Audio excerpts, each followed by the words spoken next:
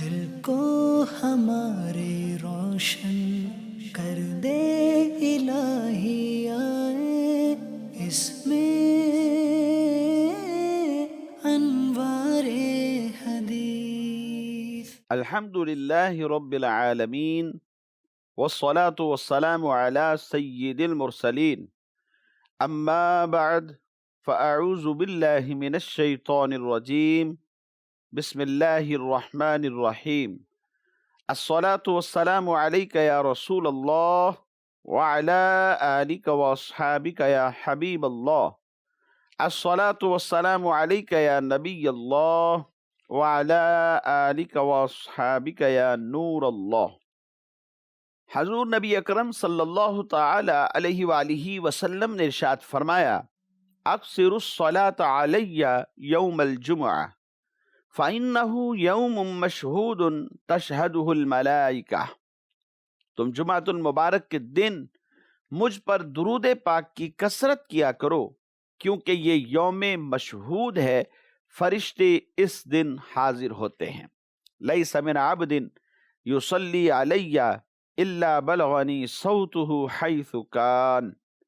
ارشاد فرمایا، جو درود پڑھتا ہے اس کی آواز مجھ تک پہنچ جاتی ہے، حیث کان، وہ جہاں کہیں بھی ہو اس کی آواز پہنچ جاتی ہے۔ حضرت ابو درداء رضی اللہ تعالی عنہ کہتے ہیں، ہم نے عرض کیا، یا رسول اللہ صلی اللہ علیہ وسلم، وبعد وفاتک، کیا آپ کے وصال ظاہری کے بعد بھی یہی کیفیت ہوگی؟ تو حضور نبی رحمت صلی اللہ علیہ وسلم نے ارشاد فرمایا، وبعد وفاتی، کہ ہاں میری وفات کے بعد بھی یہی کیفیت ہوگی۔ اور یہ کیوں کر ہوگی؟ نبی رحمت صلی اللہ علیہ وسلم نے یہ بھی ارشاد فرما دیا، اور ارشاد فرمایا، ان اللہ حرم علی الارض ان تأکل اجساد الانبیاء، او کما قال علیہ الصلاۃ والسلام، کہ بے شک اللہ تبارک و تعالی نے زمین پر انبیاء کرام علیہم الصلاۃ والسلام کے جسموں کو کھانا حرام کر دیا ہے۔ صلو علی الحبیب صلی اللہ تعالی علی محمد صلی اللہ علیہ وسلم۔ مدنی چینل کے ناظرین، ہم آج پھر اپنے سلسلے انوار الحدیث میں آپ کو خوش آمدید کہتے ہیں۔ رمضان المبارک اپنی برکتیں لٹا رہا ہے اور آپ بھی مدنی چینل دیکھ رہے ہیں۔ حصول ثواب کی خاطر بیان سننے سے پہلے اچھی نیتیں بھی فرما لیجئے کہ فرمان مصطفیٰ صلی اللہ علیہ وسلم ہے، نیت المؤمن خیر من عملہ، مومن کی نیت اس کے عمل سے بہتر ہے۔ مدنی چینل کے ناظرین، اللہ تبارک و تعالی نے ہم پر احسان عظیم فرمایا کہ ہمیں اپنا محبوب عطا فرما دیا۔ اس لیے ہم کہتے ہیں کہ ہم اپنا معیار زمانے سے جدا رکھتے ہیں، کیونکہ ہم تو محبوب بھی محبوب خدا رکھتے ہیں۔ اور کرم بالائے کرم یہ بھی کیا کہ ہمیں اللہ تبارک و تعالی نے اپنا پاک کلام مجید، قرآن مجید، کتاب ہدایت، کتاب مبین عطا فرمائی۔ اپنے پیارے محبوب صلی اللہ علیہ وسلم کے قلب اطہر پر قرآن مجید نازل فرمایا۔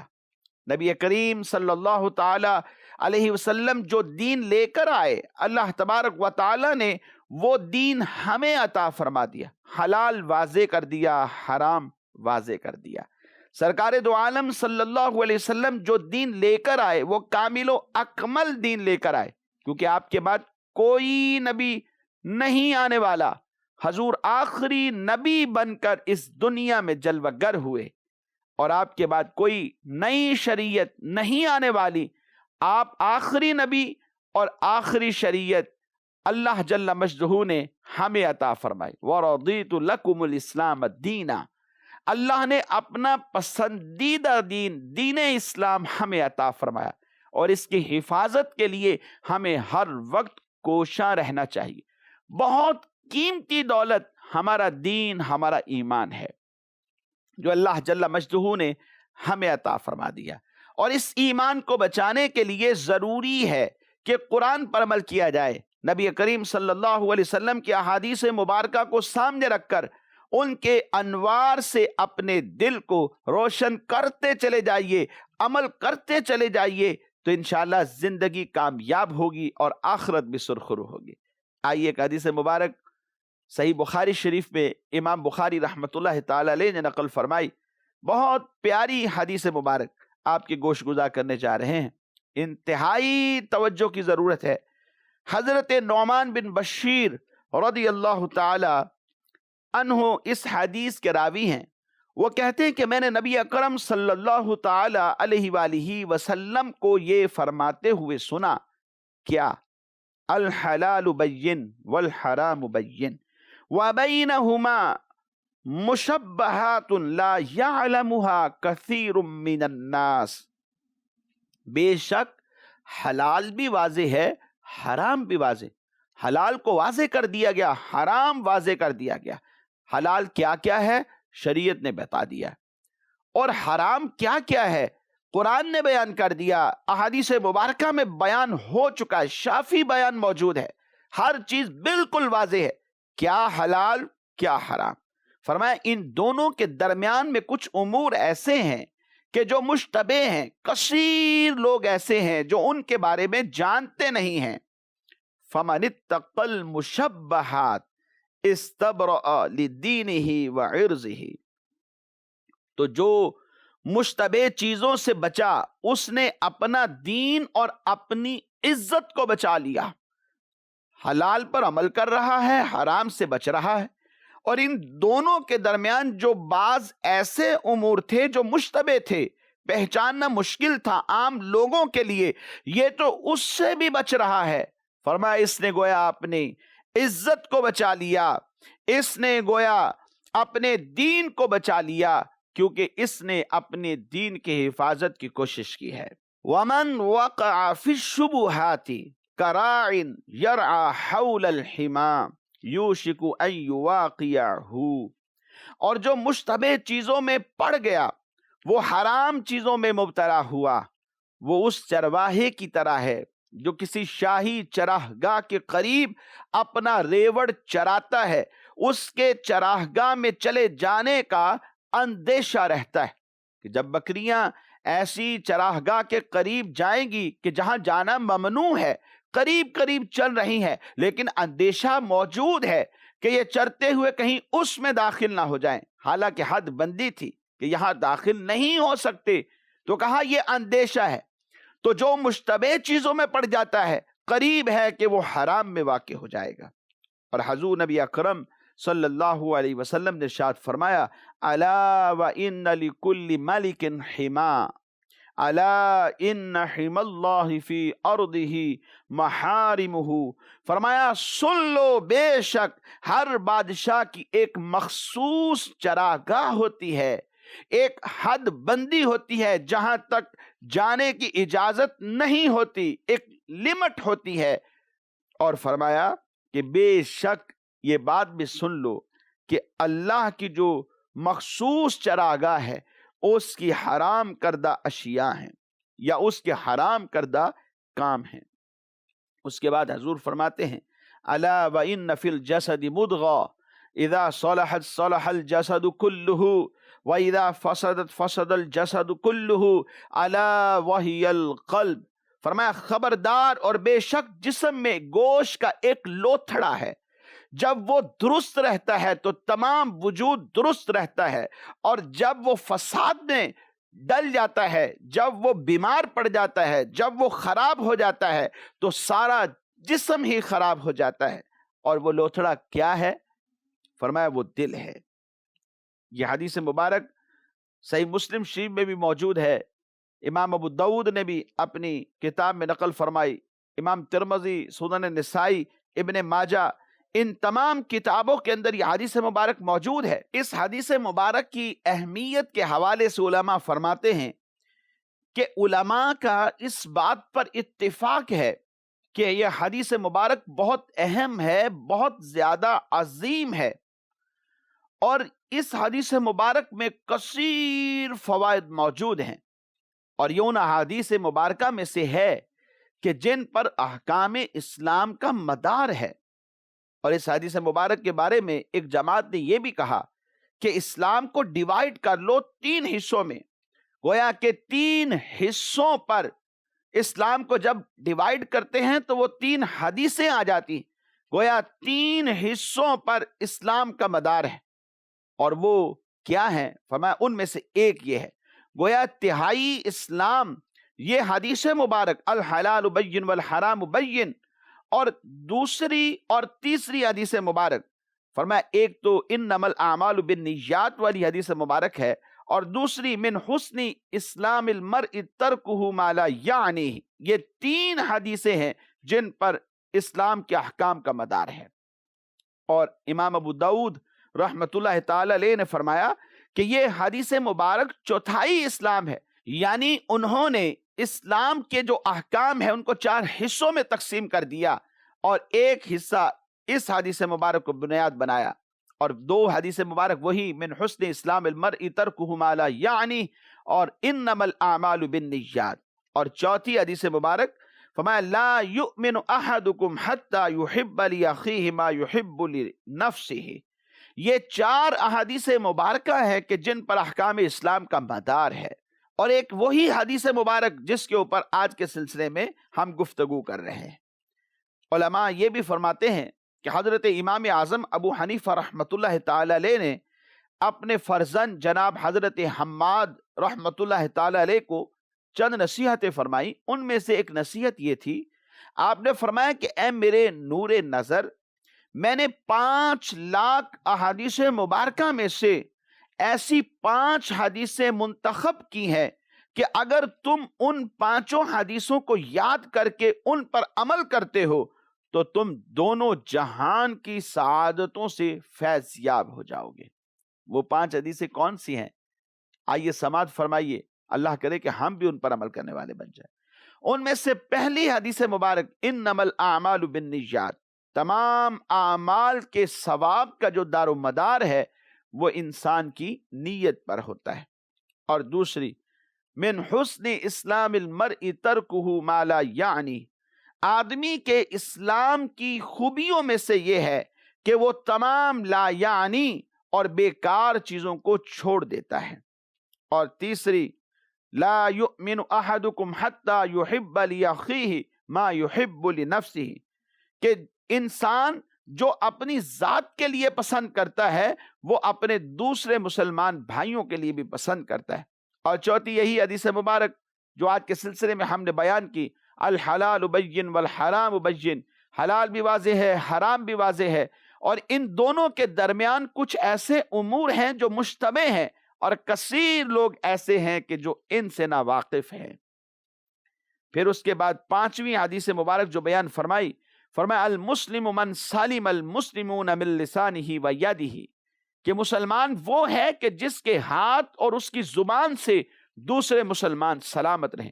یہ 5 وہ احادیث مبارکہ ہیں کہ حضرت امام اعظم ابو حنیفہ رحمت اللہ تعالی علیہ فرماتے ہیں کہ اے میرے نور نظر، اگر ان کو یاد کر کے تم نے ان پر عمل کر لیا تو دونوں جہان کی سعادتوں سے تو سرفراز ہو جائے گا۔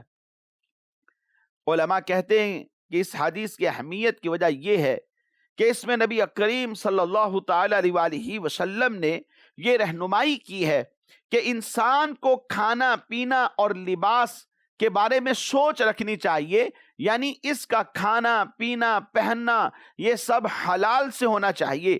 علماء کرام نے اس حدیث مبارک کی اہمیت کس وجہ سے ہے اسے بھی بیان فرمایا۔ کہتے ہیں کہ اس میں نبی کریم صلی اللہ علیہ وسلم نے یہ رہنمائی فرمائی کہ انسان کا کھانا پینا اور لباس حلال ہونا چاہیے، یعنی حلال چیزوں کے حصول کی طرف ہماری اس حدیث مبارک میں رہنمائی کی گئی ہے، اور یہ فرما دیا گیا کہ امور مشتبہہ کو ترک کر دینا چاہیے، انسان کو ان سے دور رہنا چاہیے۔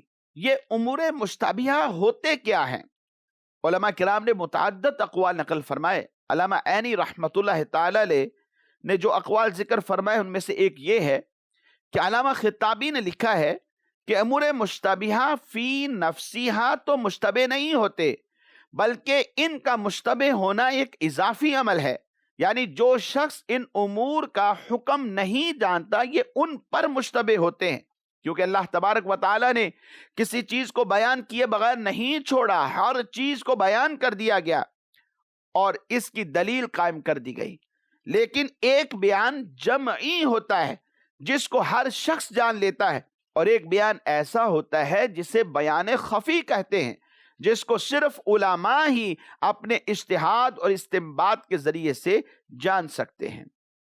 دوسرا قول یہ ہے کہ امور مشتبہات سے مراد امور اجتہادیہ ہے، یعنی جس کا حلال یا حرام ہونا نہ تو قرآن کی صریح آیت میں موجود ہے اور نہ ہی حدیث مبارکہ کی صریح عبارت کے اندر موجود ہے، نہ ہی اس کے اوپر اجماع ہے۔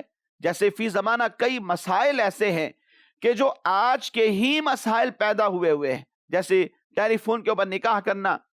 یہ وہ مسائل ہیں کہ جو امور اجتہادیہ ہیں، جن کا حکم مجتہد اپنے اجتہاد سے معلوم کرتا ہے اور اس کو حلال یا حرام کے ساتھ پھر وہ لاحق کر دیتا ہے۔ تاہم اگر مجتہد کسی چیز کو اپنے اجتہاد سے حلال قرار دیتا ہے، تب بھی تقوی کا تقاضا یہی ہے کہ اس کا ارتکاب انسان نہ کرے، کیونکہ ہو سکتا ہے کہ اس کا اجتہاد خطا ہو۔ تیسرا قول یہ ہے کہ امور مشتبہات سے مراد امور مکروہہ ہے، اور حدیث میں مقصود امور مکروہہ سے اجتناب کرنے پر، بچنے پر انسان کو برانگیختہ کرنا ہے، ابھارنا ہے، ترغیب دلانا ہے، کیونکہ انسانوں کی ایک تعداد ہے جو امور مکروہہ سے اجتناب نہ کرنے میں جھجک محسوس نہیں کرتی، اور یہ خیال کرتے ہیں کہ بہرحال یہ حرام تو نہیں ہے، مکروہ ہی ہے نا۔ ان امور مکروہہ سے بھی بچنے کا حکم دے دیا گیا۔ چوتھا قول یہ ہے کہ امور مشتبہات سے مراد امور مباحہ ہیں، اور تقوی کا تقاضا یہ ہے کہ انسان ان سے بھی بچے، کیونکہ نبی کریم صلی اللہ تعالی علیہ وآلہ وسلم اور آپ کے خلفائے راشدین اور اکثر صحابہ کرام علیہم رضوان مباحات سے بھی اجتناب کرتے تھے۔ ان نفوس قدسیہ نے اچھے کھانے، اچھے مشروبات، اچھے ملبوسات اور اچھے مکانوں کو قصدن حاصل نہیں کیا، اور انہوں نے اپنے اجتہاد اور ارادے سے فقیرانہ اور درویشانہ زندگی کو اختیار کیا۔ پانچواں قول یہ ہے کہ امور مشتبہات سے مراد وہ امور ہیں جن کی حلت و حرمت میں دلائل متعارض ہو جاتے ہیں، اور ان امور میں احتیاط اور تقوی کا تقاضا یہ ہے کہ ان کو ترک کر دیا جائے، چھوڑ دیا جائے، کیونکہ نبی کریم صلی اللہ تعالی علیہ وآلہ وسلم نے ارشاد فرمایا، دع ما یریبک الی ما لا یریبک، کہ جو چیز تمہیں شک میں ڈالے تو اس کو چھوڑ دے۔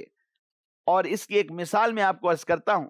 جب حضرت عقبہ بن حارث سے ایک حبشی عورت نے کہا کہ میں نے تم کو اور تمہاری بیوی کو دودھ پلایا ہے، یعنی تم دونوں ہی میری رضائی اولاد ہو، تمہارا نکاح نہیں ہو سکتا، گویا وہ کہنا یہ چاہتی تھی، تو ہر چند کہ صرف ایک عورت کے قول سے حرمت ثابت نہیں ہو سکتی، لیکن پھر بھی نبی اکرم صلی اللہ تعالی علیہ وآلہ وسلم نے ان سے فرمایا تم اپنی بیوی سے علیحدہ ہو جاؤ۔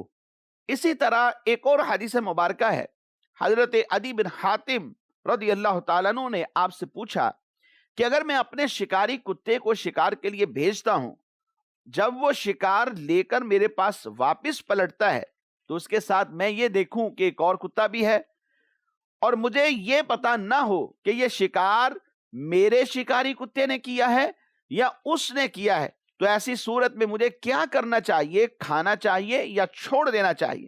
تو نبی رحمت صلی اللہ علیہ وسلم نے فرمایا کہ تم اس کو مت کھاؤ۔ مدنی چینل کے ناظرین، امور مشتبہہ سے انسان جب بچتا ہے تو اپنے ایمان کو بچا لیتا ہے، اپنے دین اور اپنی عزت کو محفوظ کرتا ہے۔ اس حدیث مبارک میں یہ بھی فرمایا گیا کہ جسم کے اندر ایک ٹکڑا ہے، گوشت کا لوتھڑا ہے، اگر وہ ٹھیک ہو تو پورا جسم ٹھیک رہتا ہے، اور اگر وہ بگڑ جائے تو پورا جسم بھی بگڑ جاتا ہے، خراب ہو جاتا ہے۔ فرمایا وہ دل ہے۔ شارحین حدیث نے حدیث مبارکہ کے اس جز کو لے کر کے تفصیلی کلام اس بات پر بھی کیا ہے کہ عقل کا محل دل ہے یا دماغ ہے، اور دونوں طرف کے جو علماء ہیں اپنے اپنے اعتبار سے قوت رکھتے ہیں، اپنے منصب کے اعتبار سے، اور جو دلائل دیتے ہیں ان کے دلائل بھی اپنے اپنے اعتبار سے قوت رکھتے ہیں۔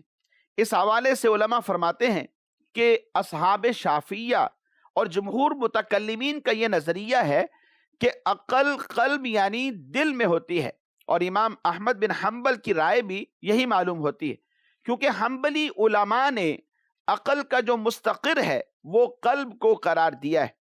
امام اعظم ابو حنیفہ رحمۃ اللہ تعالی علیہ فرماتے ہیں کہ عقل دماغ میں ہے۔ امام مالک کے نزدیک بھی عقل کا محل دماغ ہے۔